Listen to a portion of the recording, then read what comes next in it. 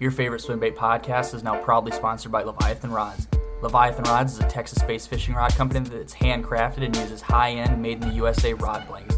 Every sale from Leviathan helps support foster youth and their families. With Leviathan Rods, you're not only going to feel a difference, but you're going to help make a difference too. Friends of the show will also get 20% off their rod purchases by using code SCALES20 at checkout. So whether you're fishing a depth 250 or a square bill, make sure you're using the best rod choice out there, Leviathan Rods.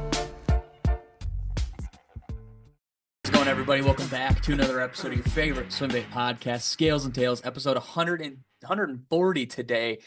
We're joined by a gentleman who's not in the U.S. The live scopers fear him, and the anti-live scopers get a chuckle out of all of his memes. So you guys are unfamiliar. We've talked about him quite a bit on the podcast, especially as of recently on Instagram, Live Scope Losers Down Under. I'm sure if you guys, like I said, if you've been following the podcast, you've at least checked out his page.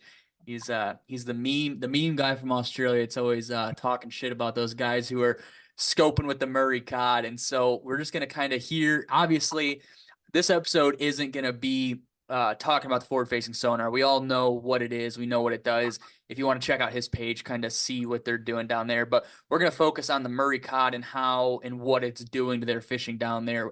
Marshall and I talked about it in the last episode, but we're not geniuses on the whole topic. So we're gonna kind of pick Rowan's brain a little bit and figure out something. Kind of hear about these cods and kind of see what it's like compared to what our U.S. fishing here is, and kind of what the forward-facing sonar scene here is. So I guess, Rowan, if you want to introduce yourself before we get into it, man, we can go at it. Yeah, well, basically, my name's Rowan Harris, Murry Cod advocate, Murry Cod diehard, basically, and I've just decided to jump on the podcast and just explain a little bit about Murry Cod and the effects of live scope and whatnot, and we'll go from there. And basically, the best thing you can do is just ask me a few questions and I'll answer them, and just go from there and mix and mash it up, and we'll bang out a bloody podcast. Hell yeah, man. Yeah, this will kind of be a little bit of a shorter one, guys, probably around an hour. Believe it or not, Australia and Michigan times do not line up very fucking good at all. It's 10:40 here, so it's 1:40 in the afternoon over there in Australia. So we had to find a time to get this going. You guys will actually be hearing this tomorrow, so we just recorded this a couple hours ago from when some of you guys are listening to it. But I guess, Rowan, first things first, just kind of to get to know about you a little bit more. When did you start to Murry codfish, and when did it all start for you? Before we get into all the controversial shit, let's hear about you a little bit. Yeah, well, I've been fishing since I was a kid, basically. Like, I grew up around a bunch of poachers that got on the piss and went down the river and whatnot, and we were just camping, and they were just being bloody clowns and whatnot. And Yeah. I got into it as a kid, like when I could ride around on my pushy and started casting lures. Like, it wasn't very big back then. This is like the mid to late 90s sort of thing, and we were just casting stuff like hard bodies, like spinner baits that only just taken over in the country, and they just made like casting a lot easier and allowed us to present in a different sort of manner. And basically, I got my license, and then as soon as I got my license, we just went ape shit, like drifting the rivers and all that sort of stuff. And the impoundment scene wasn't big at the time. Following that, I sort of done a fair bit of fishing. I missed out on a lot because I was flat stick working, but we still done a lot of fishing outside of that. Basically, friggin' then I got serious on the dams towards my late 20s, and I just never looked back. Like, impoundment cod fishing was the go, and then it gained popularity, sort of thing, like through a surface bite that was on Copeton Dam. And before you knew it, everyone wanted to do it. Like, cod have always been like highly prized, highly revered sort of fish, like mysterious sort of things. And once its popularity took off, it became the dopest fish that we had. Right. Basically, and I went apeshit on it. Like, I was concreting up north, and I'd fly back and roll past my old ducks joint and grab all my fishing shit, and I'd go fishing for like a month, sometimes longer. Then once I started making baits, I'd sit on dams at caravan parks and crap like that, and just go fishing every night. And once I started hitting Blower and Dam, like, I was on that joint for 6 months a year, just getting stoned, making lures, going fishing, basically. Dang, man. So when the guys in the US see the cod videos and stuff, they're like, oh my gosh, it's a giant bass, whatever it may be. These fish, I feel like calling it a giant bass is almost a discredit from what the videos I've seen and stuff. Like, these fish get absolutely massive. They're full of piss and vinegar. They'll fucking pull you around in a boat. And I guess these fish, kind of from what I understand, you guys, they're not like a bass. Like, we have a million bass in a pond or a lake or whatever it may be, a dam. You guys don't have a million of these fish. There's only, a certain amount, right? They don't reproduce like bass do or anything. There's not a huge amount of numbers of them. The vast majority of double-digit bass caught in Mexico are caught out of two lakes, Lake Bacharach and Lake El Salto. Josh Daniels Pro Bass Adventures is the only outfitter in Mexico with lodges on both of these trophy lakes. With a fleet of Ranger boats at Lake El Salto and Live Scope Plus at Lake Bacharach, Pro Bass Adventures has the best equipped guides and boats in Mexico. Better call Pro Bass 480-491-9300 or probassadventures.com. We are Mexico Fishing. Staring at that peanut butter and jelly like a largemouth staring at a dollar store worm? Then it's time to upgrade your snackuation. Meat Crafters' line of handmade, small batch, pre-sliced salami and charcuterie make the perfect base for your weekend snackle box. Fill a Plano 3600 with an assortment of Meat Crafters' old world style salami and charcuterie, and you're sure to become the boat ramp champ. Listeners of Scales and Tails can use Scales and Slices at checkout on meatcrafters.com to save yourself 10% off your cart. The code can be used as many times as you want, so you'll never run out of fuel in your pursuit of giants. The next time you reach into the fridge to load up your boat cooler, skip the fish food and grab a stack of Meat Crafters pre-sliced snacks. They are guaranteed to exceed your PB. I've got 3 words for you. Lake Pro Tackle. Lake Pro Tackle has all the gear you need to be ready to have a successful day on the water. Friends of the podcast receive 10% off your orders while using code SCALES at checkout. Checking out with code SCALES not only saves you guys some money, but it also helps me host more giveaways to give back to you guys, the listeners. On their website, you can find exclusive and rare swim baits, JDM and BFS products, and of course, conventional tackle. I can't forget to mention Lake Pro Tackle gets the monthly throwback shop colors at the beginning of every month. Also, orders over $50 get free shipping, including rods. So do me a favor and remember to use code SCALES at checkout to save 10% at lakeprotackle.com. They'd done a pretty big stocking program that started in the late 80s, Okay. early 90s and all that. And then it took off from there. Our fisheries management were run by old fuddy-duddies that focused more on trout, which isn't native to us, like brown trout and rainbow trout never existed before the white blokes rocked up. But and they take a long time to mature as well. And those fish stocks matured and we started getting like meter Murry Cod, which is like 3 1/3 foot in your bloke's language. Yep. And basically they become good fisheries. But we don't have the quantity of fisheries that you blokes have. Like, say over here, I could probably think of about 10 dams that have got Murray Cod. They're all they're all bloody man-made lakes. Yep. Like where they've got a wall on them. We call them dams up here. And basically I reckon there's probably about half a dozen A-grade fisheries. And there's probably like a dozen that hold cod, and there's a few other little pissy little ones that have got like fish in them and whatnot. And basically, that's all we have. We don't have thousands of lakes. We don't have massive lakes, like the biggest dams we have over here are probably like 3,500 gig or some bullshit like that. Okay. Like gigaliters. And that's what we've got here. So it didn't take long for them to get pressured, and there's a few fisheries that are standout, like Copeton Dam, Blowering Dam. They're the 2 main ones. Eildon's come about from its big stocking program, and those fish grew quick because there was a lot of bait in there. They got to that meter sort of stage, not as many 120s in it sort of thing. Yeah. But, And then you've got other fisheries like Burrinjuck, Wyangler, Windermere to a degree. Then you've got like Split Rock, Keep It, up around the northern part of the basin, up near Copeton Dam, Pindari, and a few others in like southern Queensland. And that's basically what we got. Where before these dams were built, and most of these dams were built following World War II. Okay. They basically were just a river fish, really. Right. And they're in the Murray-Darling Basin, which is in the bottom right-hand corner of Australia. Huh, okay. And that's pretty much the range of Murray Cod. Outside of that, they don't exist. They're just in the Murray-Darling Basin. Right, damn. So, I mean, it's kind of crazy to go out, or it would have been, back then before, obviously before forward-facing sonar and stuff, to go out and have a 3 or 4 fish day. I mean, that was a crazy good day, right? Well, say if you're chasing, they're almost like different species, like river cod and the impoundment cod are sort of different. Like there's a lot of pissy ants, like little ones that you'll get in the rivers, and you Okay. can catch 30, 40, Oh, even more on a day. damn. But Okay. the biggest ones are like the biggest ones will be 2 foot, and you'll catch a lot that are like a foot and a half. Like these Yeah. little 4 to 6 pound. They're good fun to catch. Yeah. But the lake cod, like you can go like a week without catching them. There's heaps of blokes that were rocking up the Copeland when it was in its prime, and they were getting skunked by Wow. fishing for a week for them. They're similar to our muskie, Okay. to your muskie. Sorry, No, yeah, yeah. I've just only just rolled out of bed here and pushed brekkie in my head. So excuse me if I'm a bit slow. I've been on the bloody Instagram there talking to blokes from Europe and all that because they jumped on the page and they're going ape shit on it because they've actually had a bit of change over there of recent. But I won't sidetrack too much. No, yeah. But yeah, basically with the cod, they're something that gained a lot of popularity around like that 2014, 2015, Hmm. and it had the dopest culture, you know what I mean? And that culture has been destroyed by the live scope, Yeah.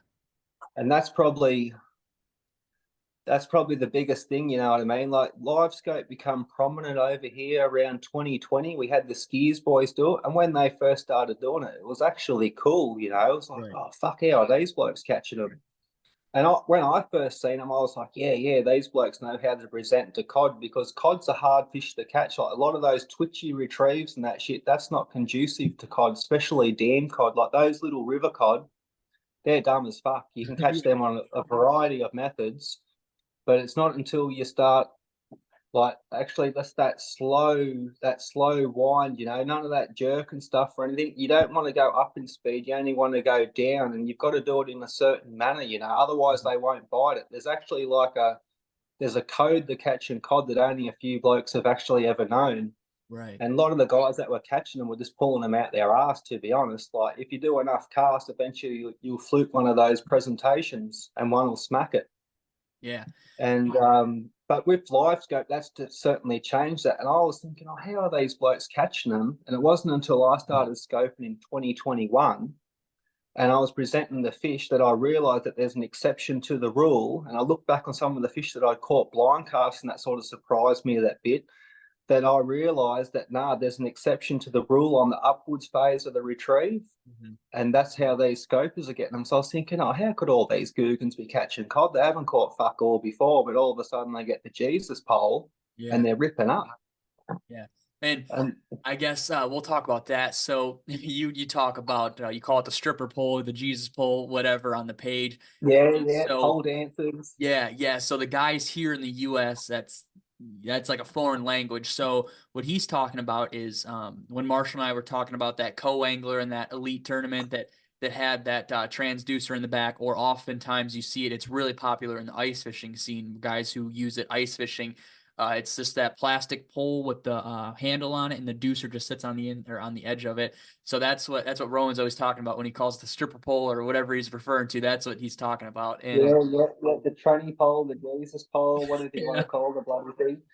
man, But that, that's basically it, and you see it in the muskie scene a bit, and you see it over in Europe and all that a lot. Where I noticed like the Yank bass scene, they've all got this one that hangs off like the Ming Coda yeah. most of the time. It's basically like a sniper pole. Hmm. We've got a few makers of it over here and whatnot, and then basically the handle just shows you what direction that the sonar's pointing in, and then from there you can line that up and do this little cast and dinky little cast in front of it, see the lure sink down, you know what I mean? Oh, yeah, there's the fish sort of thing. Oh, yeah, he's following, and busts, he smacks it. Hmm. And that's And pretty much like what fishing has turned into over here. And that's why a lot of blokes have lost interest. Like, I haven't been fishing for 2 years for yeah, cod. yeah, I was just about to say, Lures Worldwide. I mean, he doesn't have any interest in it anymore. And I mean, I've talked to him quite a bit, and he's like, yeah, 3 years ago, there was nothing I'd rather be doing than out cod Yeah. fishing. And he's like, now he's like, there's no point. He's like, I just don't even want to leave. I don't even want to leave the house. I'd rather just go to work than go out to fish because these guys are just fucking it up so bad. Yeah. And you would think you'd be like, oh, well, if you love it that much, like, Right. why the fuck would you want to go out there and do it? Hmm. But basically, it's the culture that got ruin. That's what the bass scene doesn't tend to understand. The bass scene is focused on this tournament shit and all this crap. We're over here, we do it for the love of it because we love fishing Yeah. and we want to be a part of that culture. I didn't understand how important that culture was until it got fucked off. Right. Now, once that culture got burnt, we just lost interest. Like I got a mate that's a fishing riders, all sorts of stuff. These blokes lived and breathed cod fishing. Like they had $10,000 swim bait kits. They had everything. And I got one mate hasn't been out for 3 years. Blokes that are selling their boats, blokes that are selling all their swim baits, all their swim bait rods, and all that. And people have lost interest in it.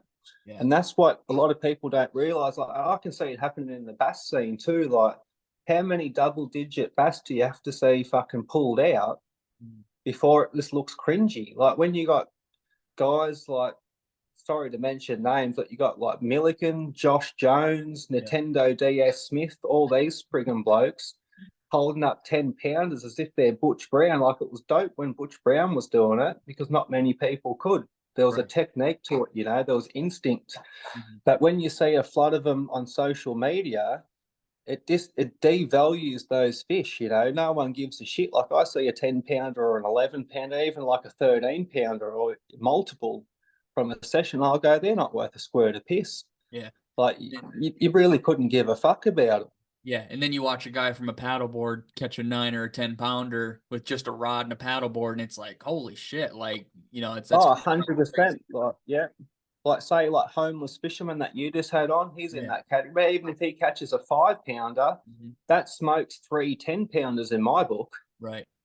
Yeah. Because he's going out there where these blokes are just relying on a screen and all this sort of shit, and you know that it's the screen that's doing it for him. Yeah. But you've got to respect the fish. Like it's got to the stage with a bass, unless I know the angler, say if it's Jared Swafford or someone of that sort of nature that goes out, and as soon as I see someone in a boat, it's just like, yeah, just scroll past this shit, and we'll go look at some real fishermen. Yeah. And that's what'll happen with the bass. Like I could bet me balls on it. Right. If something doesn't change there, like they'll just be another video game token like Murray Cod, Barramundi, Pike, Muskie, you name it. Yeah. Yeah. I will say there's guys who abuse it, and then there's guys here who actually kind of use it, and then they'll turn it off, or they just start blind. Like they'll see a fish and then they'll start blind casting at it. They're not watching the screen, they're not chasing the fish or whatever. Because there's guys, and I'm sure you've seen it, they'll find a fish, and if they'll cast a jig at it or a swim jig or something, and they'll bring it past it, and that fish doesn't turn, it turns around and starts swimming away. They'll follow that fish. They'll follow it, and they'll just keep yeah. It's crazy. Yeah. Absolutely insane. And say if they don't catch that fish, they'll be like, oh, live scope just doesn't catch every fish and it doesn't make them jump in the boat. Like, yeah, even fucking blind Freddy can see that. Right. The fact that you know where they are without that technology, and I don't use side scan or any of that shit. I just have a little pissy hole cut in my sounder cover so I can see the depth. Yep. Especially at night, just so it doesn't, like the light doesn't stuff us up. Yeah. But, yeah, it's an embarrassment, to be honest, mate, to the sport and whatnot. Like it's all around the world, basically. Right. I get messages from everywhere. Yeah. The only people that have managed to force some change so far is like on a couple of dams around like France and Sweden, somewhere around there. I'm trying to get information on it, but the information that's posted up, it's in friggin' Swedish or whatever. I can't understand it. But they've got the ban there. One bloke sent me a message last night saying he's got it banned on 2 dams out of the 3 that he fishes. Yeah. So I think that's like we need to look at them. This way, she's cut out again here. Oh, you're good. Yeah, sorry, bros. Yeah, I'm running on next to fuck all battery, so she accidentally went off the charger last night while I was laying in the hay. And you're good, man. Yeah, it's crazy. I didn't even know it was that big of a problem in Europe yet. I talked to a couple guys like Roberto from Spain and a couple of other guys from like Spain and Europe and stuff. And I haven't. All these guys fish off of float tubes or like little tin boats, and all they have is grass to tell the depths and stuff. I did not know that it was a problem out there yet. I thought it was kind of untapped over there. Oh, like just have a look at some of the shit on my page. I've only just started to put some of these lads up, but mate, you can see a heap of them that are Yeah. doing it. Yeah. And that's what they're saying. It's all these blokes that never caught jack shit before. Mhm. And once they got the live scope, they went out there to try and glorify themselves as these big hunter, fisherman, gather sort of bloody people. And that's what's ruined it. And they just go ape shit and flood social media with it. And before you know it, like it's just made it cringy. Right. Uh, Dang. So talking about the cod. So are these fish, I mean the big ones that these guys are catching, even the small ones, is a Murray cod that gets caught, is that fish gonna eat again? Like is it kind of well, like a bass, you can catch a bass, you can let it go. Somebody can come by that spot 2 weeks later and catch that fish. Are cod pretty smart? oh, Like will they eat yeah, again? yeah, they certainly can. I've heard of it happening in Lake Mulwala, which is Okay. one of the lakes over here that we have. That's Yeah. not too far from like a big city. It's only like a 3 hour drive, so it gets hit up pretty hard. Hmm. And yeah, I've heard of blokes catching the same fish a week or two apart and all this sort of stuff, like a tagged fish or something along those Really? lines. Yeah, but I think what it does to them, I think they become a little bit wary. Like once they get caught, I feel like say somewhere like Eildon where they're belting shit like spinner baits on this that are falling on the slack and all that from time to time, and retrieves that would never get bitten in like some of the more highly pressured dams. Yeah. I think once those fish become caught, they become hesitant, and they don't just Oh, become hesitant towards like the artificial presentations. I think they do it also towards the actual bait fish that are in there, and I think they miss feeding opportunities because of it. And I think that's actually the reason why some of the fish are a bit skinny in some of the fisheries. Like that's just a theory that I have. I've never fucking got the scuba gear and lived under the water and watched them to know, but yeah. I just have a feeling that that's something that sort of takes place. Yeah, there's a video series from the guy who owns and runs Working Class Zero. He made this video a couple years ago talking about how if a fish like a bass, more so like a glide bait or like a swim bait here in the US, if a fish follows your bait in, the worst thing to do is cast right in that spot because that fish is gonna learn like, oh, that's not fucking real. Like that's somebody dicking around with me. And I feel like Yeah, when a fish eats a swim bait or a cod eats a bait or something, I feel like they learn that they're like, okay, I'm gonna be a lot more careful next time when I'm getting ready to eat because yeah, I don't want to fucking get caught again. 100%. And I think they become wary, like they become conditioned to certain lure styles Oh, yeah. and presentation. We're just straight winding most of the time here with a few blokes that do like a half cadence. Hmm. But yeah, 100%. I really do think that that has an effect on like their feeding outside of when they're being presented to, because Right. they are just wary of it. Like they're not very smart. They've got a brain the size of a pea, Hmm. but they still have their instincts. Yeah. Damn, that's crazy. So, are you seeing like you kind of mentioned like Milliken and Josh Jones and stuff, how they started catching all these huge fish when they started getting good with the sonar and stuff?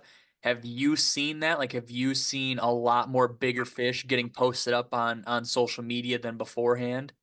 Oh, mate, that's what made the scene so cringy. Like when we Right. used to see a cod like this, say pre-COVID, because live scope Yep. it become a thing here in like 2020 with only a few individuals, and then once it got to 2021 and a lot more people had it, then Everybody had it.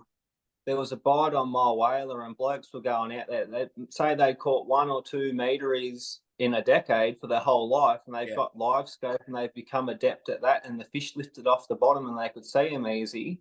Hmm. There was periods there where social media was flooded with it, and guys were catching like 6 or 7 in a session, and there was even Whoa. one where they caught 11 in a session, and like the Holy shit. smallest ones, a couple of 3 footers, but Yeah. most of it might. There was one that was like 290s and I think like 9 over friggin' a meter, and I think these blokes hadn't even caught a metery before.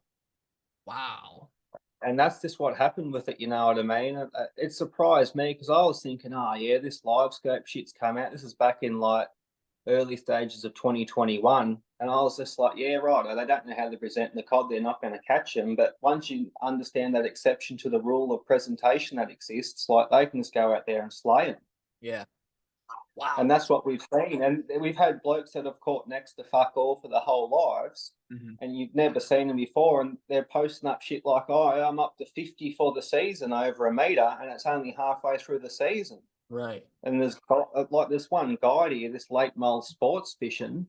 Well, he only caught like 4 in his entire life, and mind you, he'd probably only been fishing for 10 years or a bit longer. And he went out there and caught 60. He learned it in February, and then by the time it got to August, the end of August when the season had closed, he was up to 60 something meters.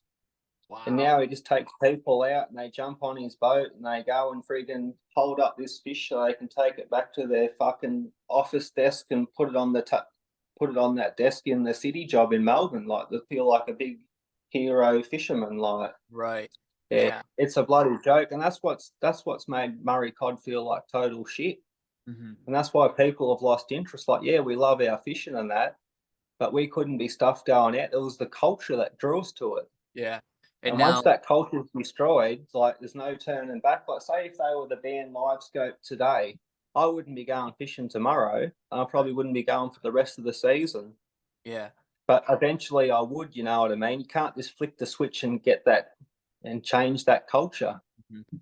Yeah, so it's kind of it's become needing to have time on the water to spending, 5 grand to buy it and just finding these fish and catching them. It's gone from actually spending your time and hours on the water to just writing it, swiping your credit card and installing it on your boat to go out and catch fish. Now anybody can go do it, kind of.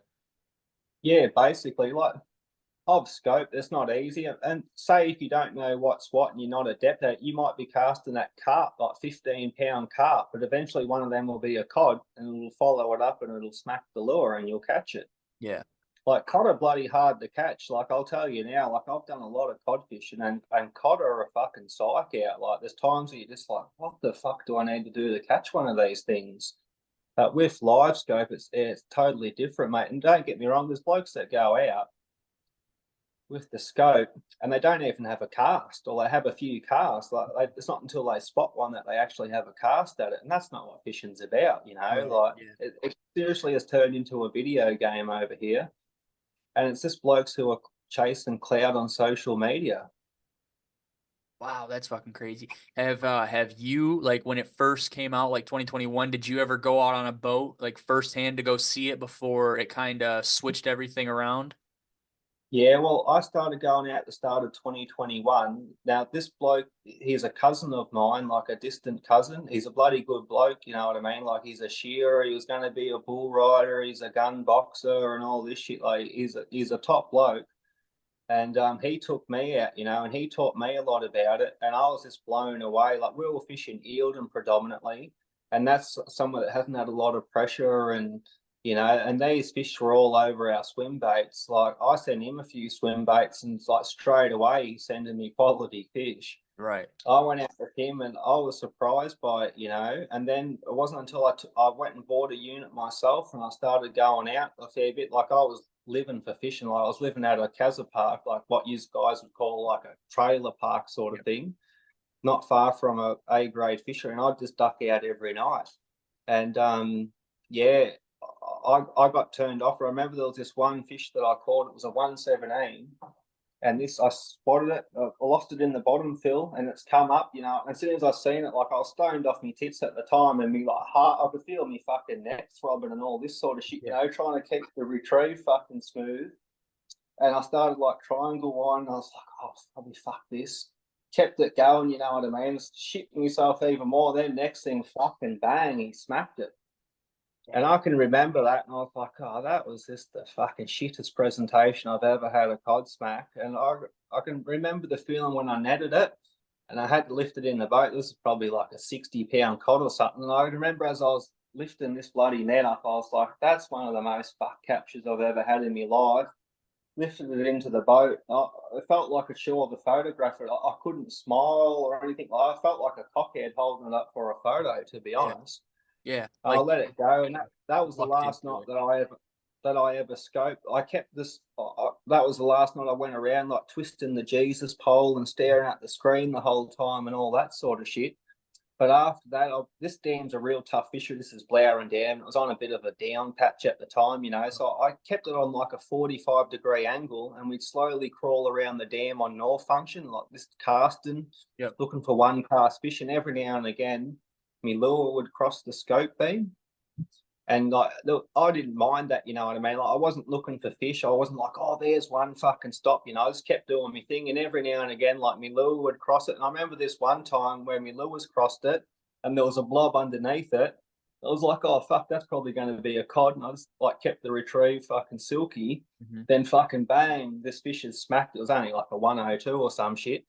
And yeah, even that, this felt a bit crap. And I can remember another time where I was actively looking for fish. This is prior to this, and I couldn't see them because the technology wasn't that good then. Even though they're a big fish, you couldn't see them in the bottom fill. Like maybe I could add my settings a little bit better or some bullshit like, but I'm not real adept with that.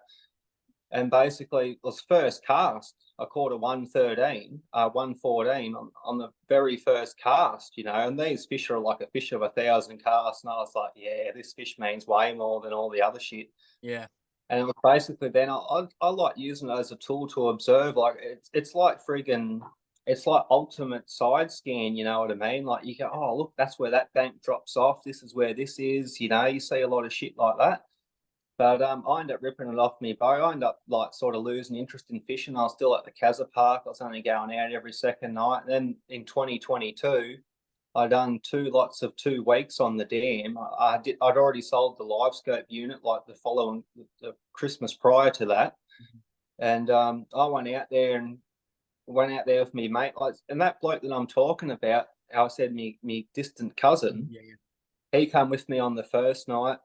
And we didn't have the live scope, but he's one of the biggest anti-live scope advocates that you get out there. And he scoped well over 100 of these things. Like he was probably like part of the first wave, like the skiers boys were the first. Mm-hmm. Then you had a few others that, you know what I mean, really dialed into it and smashed the fish.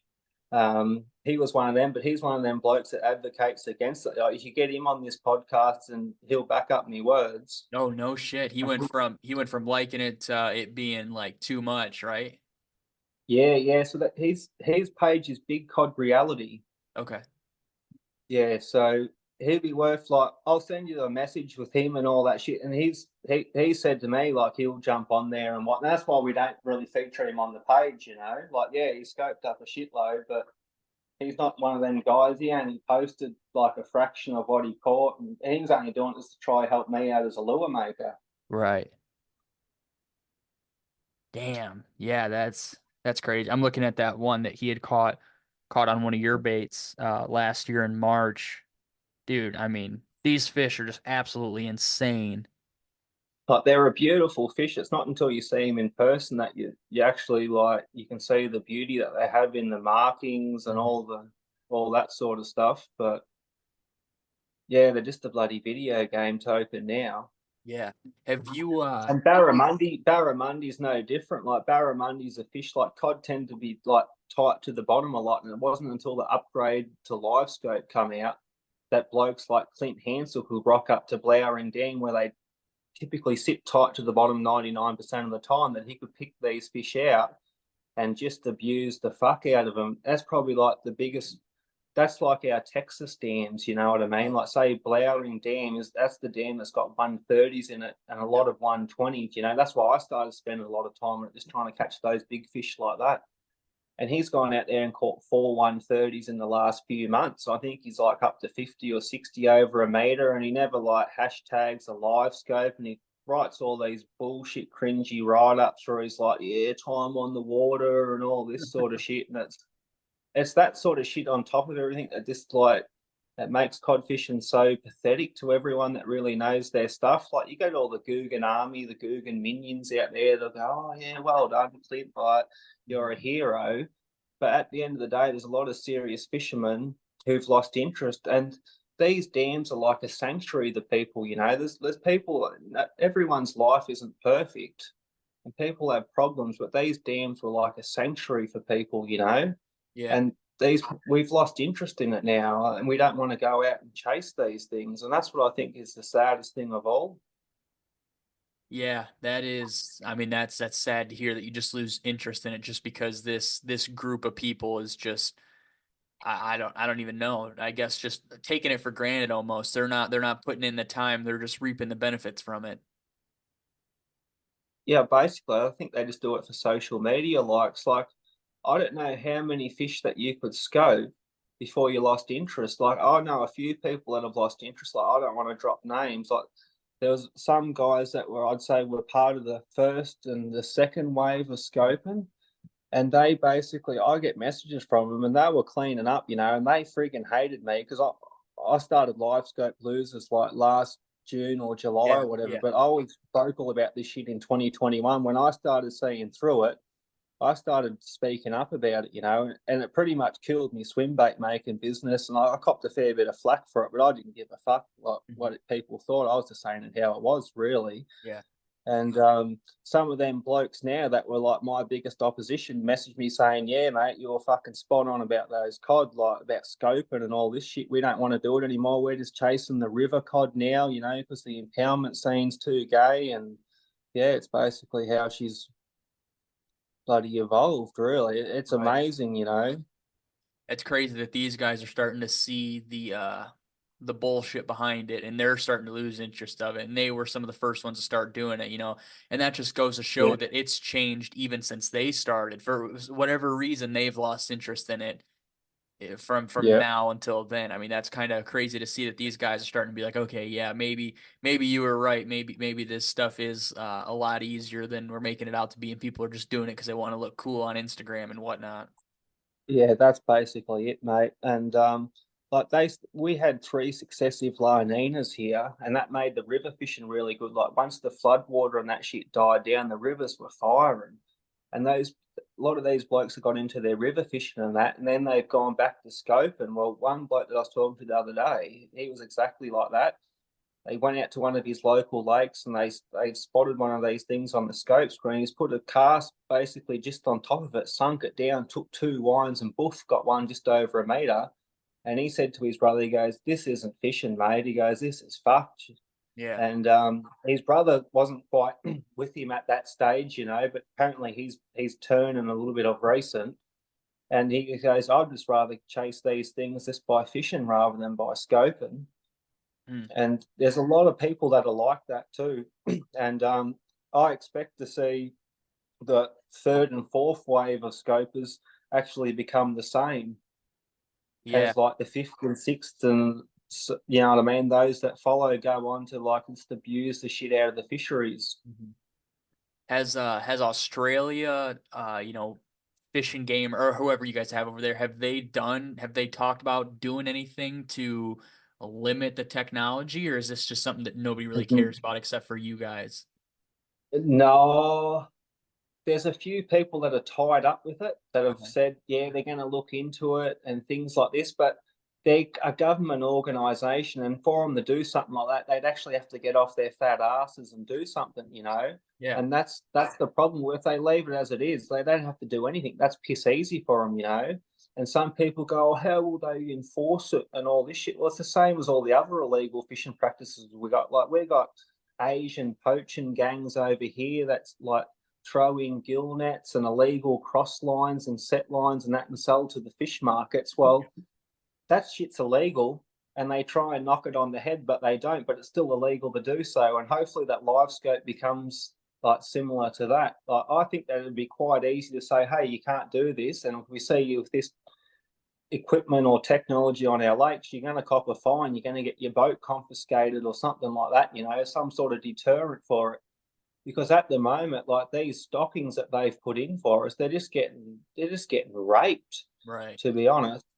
And bloody yeah, let's go grab some tucker. Yeah, that's crazy. I'm sure. I know you've posted about the muskie guys over there in Wisconsin and Minnesota and kind of that how the scoping has kind of helped them. Did you know it's the muskie tournament trail? They've actually made it illegal for forward facing sonar because there was a group of Yeah, guys. I think it was 2 years ago or last year. They ended up winning like 4 out of 6 tournaments, and they hadn't won one ever before, and it was because they were the only boat that had the Garmin stuff, and they won all these tournaments, and Yeah. then the Muskie guys like, yeah, we have to shut this down. Like, we're no longer allowed to use this stuff because it's whoever has it's gonna win, and whoever doesn't loses. It's kind of crazy. Oh, it's the same everywhere around the world. Like I cannot think of tournament, one tournament scene around the world where live scope doesn't dominate. Right. It's the Yeah. same here, you know what I mean? Like say those skiers boys, like they're bloody good country blokes, Hmm. but they probably caught like half a dozen meteries between the two of them over the course of a decade or whatever. Then they're going out there and catching that many on a weekend. Yeah. And these blokes own these competitions like they were smoke. If the rest of the competition was just against them, they'd still probably kick everyone's ass. Right. But now that a lot more people are adept at live scope, that wouldn't be the case, but they still do pretty well. Like these blokes are good at reading the screen and good at what they do. Right. But yeah, it's a shit show, mate. Do you ever, I mean, is it pretty common for guys to turn their buddies in using scope to your page? I mean, you Oh post yeah, yeah, screenshots of it quite a bit. yeah, yeah, 100%. And you'll get like guys that are like cracking the shits at people, like writing negative shit, and then that someone will write me a message saying, "Don't listen to this dickhead. Like he's a pole dancer himself, you know." And then they'll send me like shots of them and whatnot, and it's hard to know whether to get into them blokes or not because I had my run of scope in there for like 3 or 4 months on Blair, and that's how I actually understand what I'm talking about with Right. scope, and so I can't be too critical on them.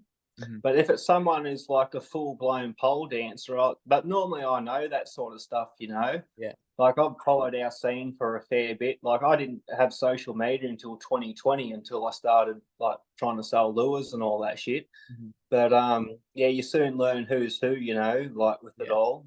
Yeah. You can't And hide that pole. It's hard in America because a lot of people have a screen on the front of their boat, regardless of whether they're live scoping or not. yeah. We're in here, we got the big ass tranny pole, you know, Yeah. and as soon as you see that wide angle bloody thing that looks like it's off a Nazi symbol, you're like, oh yeah, righto. Right. These Yeah. blokes are Oh man. Oh shit. I was gonna ask you. Um, do you know a lot of the guys in the Murray or in the Cod scene? Like, is it hard to keep up with all these new people, or is it pretty easy because they're all trying to post all these pictures, act like they're Billy yeah, Badass with these meter cod? yeah, yeah. And a lot of them block me. Like once I started going a bit apeshit on my page, a lot of these blokes have blocked me. But what happens is like they got even if they turn their pages private, they've still got followers. It'll They send. don't understand. Screenshot all their shit and send it to me. So Yeah. that's how I kept up to date with it. And like it's got to the stage where I don't have to search for them. Right at the start, I did search for them, and People I send had you some shit piss now. money. I was pissing myself laughing. I'd never heard of these guys, and they got these like real retarded looks on their faces, and they just looked like the biggest gronky googans. I was in hysterics at it. It was bloody fun for the first month or two. And then there was one photo that I seen. It was when Oliver and I come over with these with the big what's it called, Big Bass Dreams or whatever. And Yeah. they've got like a division over here, Mhm. and they went out scoping. And there was this one pick of a 120 where they dragged it out of the lake, and one they were sitting on an esky, and there was all 5 of them standing up behind it. And when I seen that photo, that changed it. You know, it went from being super fun to like, what the fuck is this shit? You know, as soon as I seen that, I cracked the shits over that. Right. But then I got back into it, you know, and I cop a bit of flack and whatnot. I couldn't give a fuck what anyone thinks. I've got no sponsorship deals or anything like that. I just love the fish itself and like the culture and the sport of it. Yeah. Yeah. And I mean, what have you seen over there with the lure market? I'm sure you see it over here. Everybody's got forward facing jig, forward facing flat minnow, forward facing swim bait, whatever it may be, forward facing jerk bait, whatever. I mean, I know Yeah, some companies out there by you guys because your posts that are making, forward facing baits or whatever it may be. Have you seen a lot of those lately start to pop up? nothing like you're seeing. Like, so your scene's like this bass scene's this biggest over commercialized load of shit I've ever seen. Right. But our scene has just got like a couple of ones called the scope rod. Um, there's one bloke that makes a bait called the scope bait.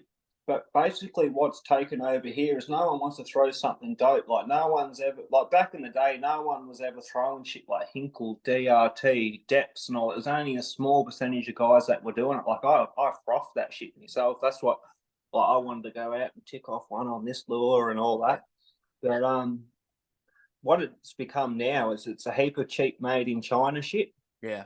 And these pages have got a big following. So these nobodies, once they start scoping, they want to be throwing something that a page that's got 20,000 followers, you know, Or like it might be repost it. or Yeah.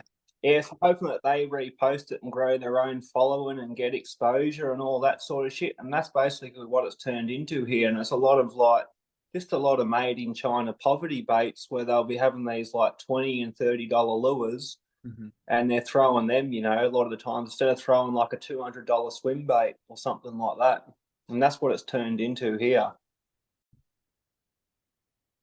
Alrighty, guys, we're Yeah. back. So, We had a little oopsie. Rowan's phone died, but we're back. So we were talking about the baits that maybe the baits that guys are purposely trying to fish to get Instagram famous so their stuff can get reposted. And I feel like you even see that here in the US. Guys will fish baits from bait makers, you know, just so that they can get reposted. And I know that's not the intention for some people, but it definitely is. Like you can tell guys are fishing baits just because they want something to they want to get reposted and get a bunch of followers if they can from it. And I mean I got to believe it's probably way worse on the cod scene. Cod scene. oh, 100%. Like Murray Cod isn't like a lot of the people that fish for Murray. It's not a big community, you know. And in order to be seen, you basically have to put yourself out there and all this sort of stuff. And that's what a lot of these guys are trying to do. They're trying to get the 5,000, 10,000, 20,000 followers, and they'll do whatever it takes, you know what I mean, to grow that social media page of theirs. And they don't care what they fish with or whatever they think is going to achieve that. Like, and some guys, don't get me wrong, like they do fish with things that are quite conducive to catching Murray cod. But yeah, a lot of it, I feel like there's no style in the game. Like there's hardly anyone throwing DRT, depths, Roman made, like all that cool shit, you know, like Hinkle. There's so many dope baits out there, like Working Class Zero and all that. Like say something like the Dragon Hustler. Like I'd cut one of my nuts off to catch a good cod on the Dragon Hustler, Right, and I've yeah. thrown it a fair. I just couldn't find a retrieve for it, you know. I could just feel it knocking in the reel as it was binding. I couldn't roll over those notches, and I was like, it's just not going to happen, sort of thing with that lure. But that's what it was about for us. We wanted to tick, even though we weren't going to share it with anyone or anything like that. We're just doing it for ourselves, and this to sort of brag to a couple of mates about. Where these guys out there now, they're using these like $15 paddle tails that you get two in a packet of. Yeah. And they just go out there with that, with like a treble attached to the bottom. And if you're blind casting for cod, like you don't have trebles hanging off the bottom that often because you foul up in a lot of the places that you fish because there's so much timber and that. So with the scope, you can go, oh, yep, speed that lure up because you'll know that it's about to hit a log or whatever. And so you don't get snagged yet, roll it over that. Oh, there's that fish, roll it just above its head. Yeah, it's followed it, boof, and it smacks it. Yeah. And I did throw bottom trebles, but they're mainly on dams that like don't have like that are featureless, where the only structure is the bottom itself. Yeah, dude, that's so crazy that it's starting to change everything that much. I mean, down to the baits guys are starting to fish just so that they can get reposted. It's crazy. That's basically how a lot of people are saying, oh, no, that's not how it is. It's just because this lure is good and whatnot. But we're behind you guys. Like, we didn't get spinnerbaits over here until the mid to late 90s, and then they really took over around the year 2000. Like, spinnerbaits were the go, you know, and they were the go until about 2015. A lot of hard bodies and like surface paddlers, and then around 2015 we started getting wake baits. And then just following that, we got swim baits become prominent, sort of thing. Like 2016, 2017 was when the swim baits became big over here, where you blokes have been throwing them for bloody 2 decades. Yeah. Prior to that, and catching big bass, and we had a fish that was like could eat the biggest bass, but we weren't throwing them swim baits. And that's kind of crazy. Yeah, basically that's where the scene's at. And then like paddle tail plastics took off around 2016 as well. And that's where our scene is. But we're a fair way behind you blokes, to be honest. And we've only just caught up. Yeah, and I think, I mean, that is kind of a plus of social media, is that you guys can kind of see what we're doing over here, or get an idea of what's going on over here, and you guys can kind of make your own trail over there, whether you guys can't get a hold of them or whatever it may be. I mean, because even guys here see stuff that happens in Japan and they can't get in Japan. You guys are a lot further from Japan or us than, vice versa. So you guys kind of have to Yeah. make your own shit if you guys want certain things, which is kind of crazy to think about. Kind of, I don't think guys realize how lucky we have it here sometimes. Yeah, I think like we can access the Japanese stuff almost as easy as you guys can. Okay. Like it's hard for us to get our hands on, say, like a DRT Frenzy. Like I wanted one of them a couple of years ago. I just could not get one. Right. Like we could get the DRT Ghost, and we can get Mother Roman Mothers, Mother Triples, and all this sort of stuff. Mm-hmm. But yeah, we can access it almost as easily as you guys can. But we have to pay like the shipping from USPS or whatever the shipping mob is over there, and it's as dear as poison. Like I can ship something to America for $30 odd Australian, Mm-hmm. and our dollar's only worth 2/3 of yours. But for me to get the same shit sent to here, I'm looking at paying something like $90 US, Yeah, it's which is fucking equivalent ridiculous. to like $150 for us. Like it's just bullshit, and that's what sort of deters a lot of Australians from buying baits from America, and that is the shipping cost. Yeah, So dude. we can get stuff from Japan. Well, we're probably closer to Japan than what you guys are. Right.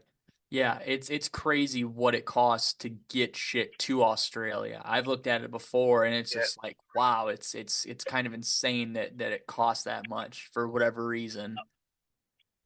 Well, there must be a bloody strong current in the ocean or in the air. Like if we can get it from here from cheap, but it costs so much to go the other way. That's what we think. Like what's bloody going on? Is there a strong ocean current for the ships, or is there a Right. strong wind that the planes have got to fly into, or what? Yeah. Something is messed up somewhere. I'm trying to think. I guess, do you see maybe the US doing anything about the sonar stuff? Do you think that we put restrictions, or the Bass Masters put in some sort of restriction, something, and maybe that will start changing stuff everywhere? Or do you think that we're Yeah, just on that this path? no, but I hope that they do, and that's why I started featuring on, like, that's why I started focusing on the American scene and featuring some of them blokes, because I was like, righto, the authorities in Australia are going to do next to fuck all. So we needed to, we'll start looking at America, and we're hoping that if change gets caused there, then hopefully that can be used as a template around the world. But Bassmaster, like, I'd love to squeeze Chase Anderson's head off, to be honest with you. What's happened in the bass scene is nothing but a bloody joke. It's actually pathetic, to think of something that's regarded so highly as the Bassmaster Classic has been reduced to a video game. Like, that's bloody sad. And it's frustrating for us. We were hoping that we get change in America, and then we could use that to sort of the push for it over here. But at the moment, we've got to look at Europe and what they're doing. They're more progressive than anyone else on this subject. And I think that's what we have to is focus on them and what they're doing, and then try bring that in here, because scoper needs to be banned worldwide. Like, I can't think of one iconic species around the world that's not getting raped by scope, to be honest. Yeah. Yeah, and I mean, it's crazy to think, like, what, I guess this is a fun question to ask, and it's kind of what we can wrap it up on. So say nothing gets put in place to stop scope. What do you think the next thing in technology is going to be? Like, what do you think the next step up from scope will be, if you can even think of anything? Oh, obviously it's those interactive goggles that you see those dickheads wearing. Like, that's going to become more commonplace. Right. That'll save a lot of blokes' necks and whatnot. But also, like, just the increased ability of the actual technology itself. Like, I can see it that being able to lock onto fish and follow fish, whether Yep. it's through some AI that they've been integrated into these systems or whatnot. I think it'll probably identify fish and you'll get clearer images. Like everything gets better over time, but I think it'll actually lock onto the fish itself and say once you might hit that fish on the screen and it'll stay locked on it the whole time and it'll like point the tranny pole to wherever that fish is and whatnot. And the Ming coder will probably be linked up to it as well, so it'll keep you within range of it and stuff like that. I think that's probably the next step for it. You see hummingbirds got that sweeping shit and whatnot. Well, eventually that sweeping shit, that'll end up locking onto these fish. And it'll go like beep, beep, beep, and it'll put like a circle around one and you'll just like hit that fish and it'll follow it for you. Yeah. Both through the Ming coder and the tranny pole. Yeah, it's kind of crazy to think about what they are going to be able to do next. You know, it makes you wonder if that shit's already starting to get made and they're just waiting to roll it out until next year or until, you know, whatever it may be. I mean, I bet you there's stuff that the bass guys have on the Elite Series that nobody really knows about yet. Yeah, there's a fair chance. And who's to say they don't like come up with some hydrowave shit and different variations of hydrowave or frequencies or whatever, and that technology can actually detect how the fish are reacting, you know what I mean, to the certain hydrowaves and select the right one for people that'll turn them into fish that want to become active and all this sort of crap. Like, it's basically limitless. Like, who knows where it can go, but I feel like that's probably the direction that it'll take. Yeah, it's kind of eerie to think about, I think. I mean, if you'd asked somebody, you know, 20 years ago, if you would have told them about this, they probably would have thought you were fucking crazy. Oh, 100%. And they probably would have thought that it was cool, you know, and Right. like, oh, yeah, that would be cool. But if you explain to them what fishing was going to actually transpire into, you'd be like, oh, nah, fuck that. Yeah. I think the idea, it's not a bad idea, but it needed to be regulated before it got as big as it did, and now they're trying to talk about regulations Yeah. and stuff. It needed to be kept small and kind of figure out what it could do to these fish and stuff, and kind of see what it can do and how it affects these fish and how it affects tournaments and stuff, and then kind of lighten the restrictions or tighten it down where they need to. I feel like it was just somebody opened up the can of worms so fast and it just grew to where nobody was expecting it to grow and kind of where it is now. Yeah, well, I heard Hank Parker's words there last night, Yeah. and he hit the nail on the head with what he said. Like, how can anyone dispute a man like that? And the way that he, you know what I mean, the way that he said things really summed it up to me.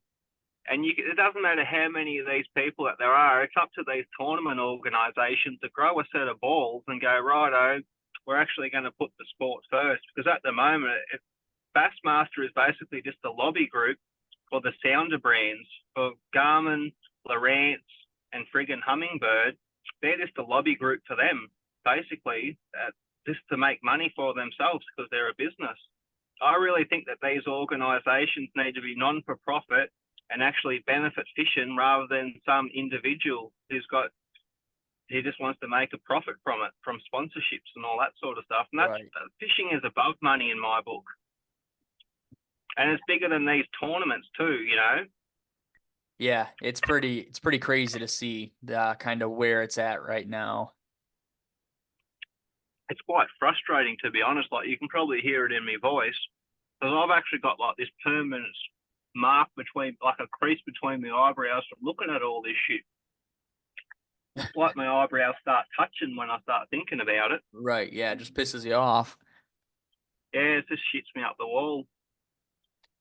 Yeah, man. Well, we got to learn about some Murray Cod, kind of what the scene's like over there, and I hope maybe not necessarily change people's opinions if they have a pro forward facing sonar opinion, but maybe just kind of opens their eyes to realize how it's getting used differently over there and what it's doing. You know, people can argue that people would catch these bass over here no matter what, you know, whether they had the technology or not, but the numbers you talked about, like guys not catching a single meter fish in 10 years, and then they have 45 already this year, this season, or in the last season. I mean, you can't really argue with that. It's not something that would naturally happen, I don't think. And it's kind of putting pressure on those fish where normally those fish would never see a bait or get presented a bait 5 times over and eat that 6 times. So I think Yeah.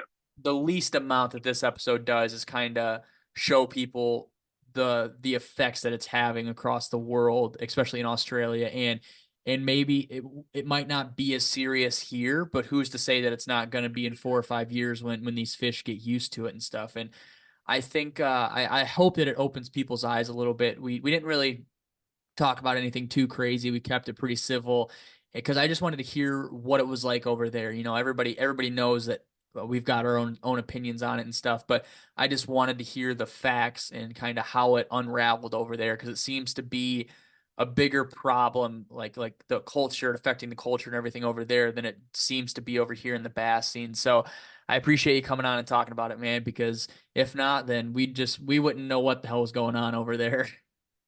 Yeah, well, hopefully I can jump on again another time and I can sort of speak. There'll be a shitload of things I'm like, oh, I should have said this, should have said that. You know what I mean? I'd love to jump back on another time and actually have a bit of time to sit down there and write a heap of things that I can speak about and actually come on there. Because I had a big night last night. I didn't go to bed until 4 a.m. I was looking at shit on bloody in France and Sweden and all these bait makers. A few blokes were making dope shit. And I was like, oh, fuck, let's just keep looking at this. But I'd love to jump on another time and add to what I've already said, you know what I mean? Because let's face it, like you say, people are using live scope to say, yeah, look how much the fisheries have never been better before, but that's because live scope is exploiting those fish. Like those fish didn't all of a sudden get dropped into the lake when live scope come. They were always there. It's just that now that they can exploit them, you know, and so we're catching them. But what's going to happen in 3 or 4 years' time? Mm-hmm. That's the question. And but when that does happen, it's too late. Like look at our scene. When it's too late and the culture gets destroyed, you can't just flick a switch and change it. Yeah. Yeah, I agree, man. But what if people are sleeping under a rock, what's the Instagram that if they want to see some of this funny stuff you post, what's the Instagram so they can follow you? Live scope losers down under. Perfect. So you jump on that and jump on and have a laugh. Like we don't hold back, we're honest, and we just couldn't give a fat rat's fuck what anyone thinks. So if you want to jump on and have a laugh or you want to have a sook, go for it. And also, there's a lot of people out there that have troubles with their lives, you know what I mean? Like life's not easy and that. And if you're one of them blokes that's struggling, don't be afraid to go, hey mate, how you going or whatever, I'm struggling. I don't care if you've broken up with your missus, your father's died, you're trying to quit drugs or whatever, like we're all human beings. Don't be afraid to say, hey, how you going? And I've got time for everyone. So anyone can jump onto my page and send me a private message and we can chat about things like that. And it's an anonymous page. So no one will know about it and jump on and say g'day and we'll try to help everyone out. We're not doing this to try to be celebrities or nothing. We do this because we care about our fishing. Heck yeah, and man. we care about people as well. So yeah, don't be afraid to shout out. That's to everyone, wherever you are in the world. Heck yeah, dude. And as always, live scope loser down under will be in the show notes. You guys can go follow him if you're not already. Rowan, I want to thank you for coming on, man. You had a late night and then you got up and you got around to coming on here. Like we said, the time thing's all fucky, but we got through it. So I hope you guys enjoyed this episode. I'll talk to you guys next time. See you guys.